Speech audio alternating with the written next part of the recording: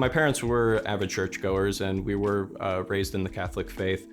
We did shift denominations a little bit. We were in the Lutheran, Roman Catholic, Polish National, went back to Lutheran. So during that time, it was a little confusing for me, and I didn't really feel like I had or was building a relationship with God. It almost felt like it was just something that I was supposed to do. Once I graduated high school and went to college, my faith was pretty much out the door. Within the first couple weeks, I stopped going to church regularly. Within the first couple months, I pretty much stopped believing altogether. During college, I began experimenting with marijuana. That was pretty much the drug that got me involved with pretty much everything else that I tried after that. LSD, mushrooms, you name it. In my mind, I was perfectly fine. There was nothing wrong with any of the things that I was doing. I felt like everybody else was doing it, so just joining in on it was what I had to do in order to fit in.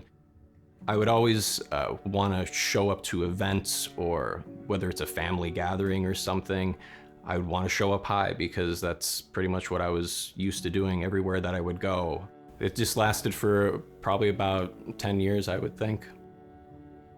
I was watching videos on YouTube and I stumbled on a random video.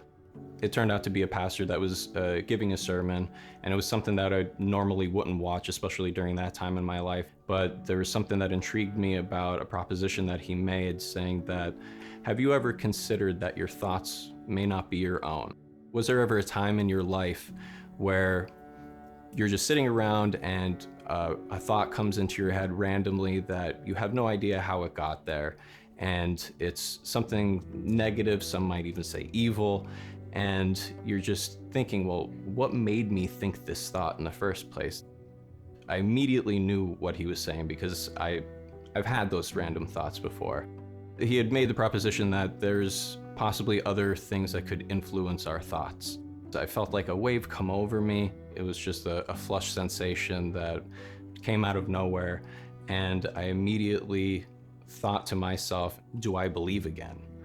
And it was a thought that I really couldn't shake. I just kept asking myself that question over and over, do I believe? Do I believe? And then that night, it was the first time I had prayed in probably about 10 years. And then I decided, well, maybe I should check out LCBC to see what they have to offer. My parents have been, pretty much begging me to go, but this was my first time where I intentionally wanted to go to see what LCBC had to offer and to hopefully learn more about Christianity and my faith.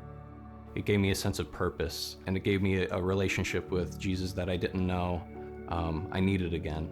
It just brought me back to just a sense of peace that I was longing for after being addicted for, so many years. My name's Aaron, and I'm most definitely a life changed by Christ.